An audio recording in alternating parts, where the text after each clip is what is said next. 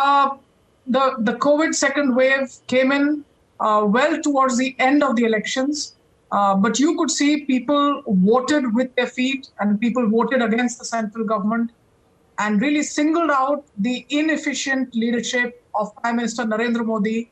And he was leading the campaign from the front in the state of West Bengal. And really, while the country was going into a desperate second wave, the world calls it a second wave, I would say this has been humanity's biggest challenge.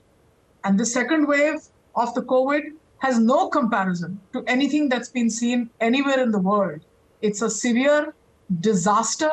It's choking life out of young people, especially young breadwinners. So we had the state elections. India, just like Australia, is a federal state with many federal country with many states, and very important states to the south of India, the state of Kerala, which is among the few in the world where a left democratic front has come back to power, upsetting 40-year-old history, in fact, of alternate power between two alliances, the Left Democratic Front and a somewhat right of center, the United Democratic Front. The left front has retained power, and largely because of the very efficient handling of the crisis by the left chief minister, Pinarayi Vijayan. Remember, Kerala is that state of India that has the maximum number of migrants to the Middle East, but also to Wuhan, China, from where one of the first few cases came to India, early on in January 2020.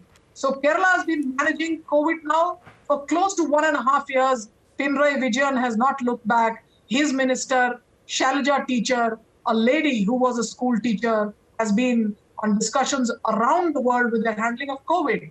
And really, people voted that government back to power, which helped them in the COVID crisis with detailed analysis of who went to which home and getting them to government hospitals. So with meager resources, the left front handled state of Kerala has shown that the Kerala model, the social welfare model of the world, on which Australian historians such as Robin Jeffrey have written a lot, the Kerala model saved the lives of people. In the second South Indian state of Tamil Nadu also, you had a non-BJP government, the DMK, which is based on the principles of justice for the people, Justice Party. So you have two very important and significant states down the Vindhyas that have had non-BJP governments placed in power.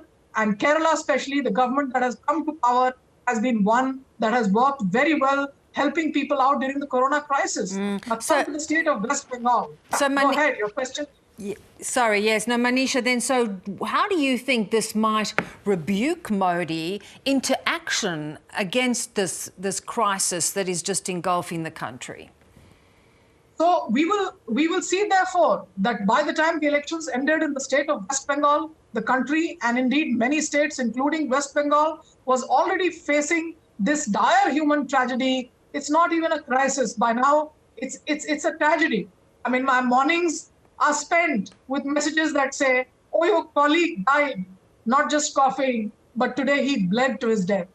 And the lack of oxygen being the single most important reason why that happens. So time is different for us. You know, when the election started, it was a different India. By the time the elections finished, we had realized that we were faced with a big crisis. So after the elections, I see state governments making major initiatives in disaster management, in the management of this human tragedy, because I am unable to see what the central government has done so far to be able to manage the extent of the tragedy in an immediate sort of way. The biggest state of Uttar Pradesh that has not gone to elections is also a theater of tragedy at this point of time, and it has a Bharatiya Janata Party government. We don't clearly know what that state is doing, but we definitely will see that in these states where they have non-BJP chief ministers, they will have to show and demonstrate that they have saved lives. Remember, governments are in power to save human lives. Governments are not there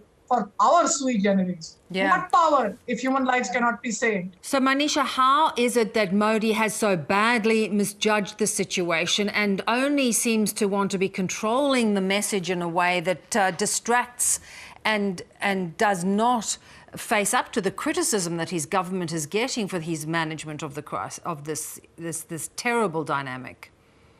So in the last 10 days, I have not been able to focus on Modi at all. I've been basically focusing on desperate calls that come saying that, oh, my SpO2 level has fallen below 80. I am sick. My wife is sick.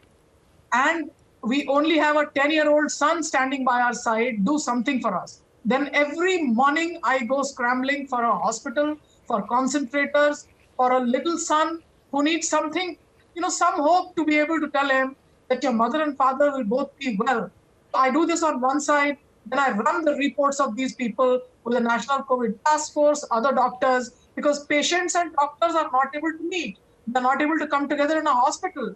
So then I take these reports, and whatever hopes I may have given to the families, I spend the rest of my day running their reports, and the doctors tell me, oh, their lungs seem as if they've been through a gas chamber. So yes, the questions that you have for the Modi government indeed need to be sharply asked of the Modi government, indeed need to be asked of the health ministry of the central government, indeed need to be asked of the disaster management teams of the central government. And because people are dying, you can't expect people with oxygen cylinders to be asking questions of their government. So indeed, I take this as a plea to the international media to ask the right questions. I mean, when I ask the right questions, people tell me, oh, you will be critiqued, you will be singled out. I said, well, I have two choices. Either I and all my friends and my family all die, or I ask the question. So indeed today, world's democracies and the people of the world must stand unitedly to ask the questions. Those questions will save lives today. It is not about power. It is about lives. A stark message indeed. Manisha, appreciate you delivering that to us. Thank you so much. Thank you.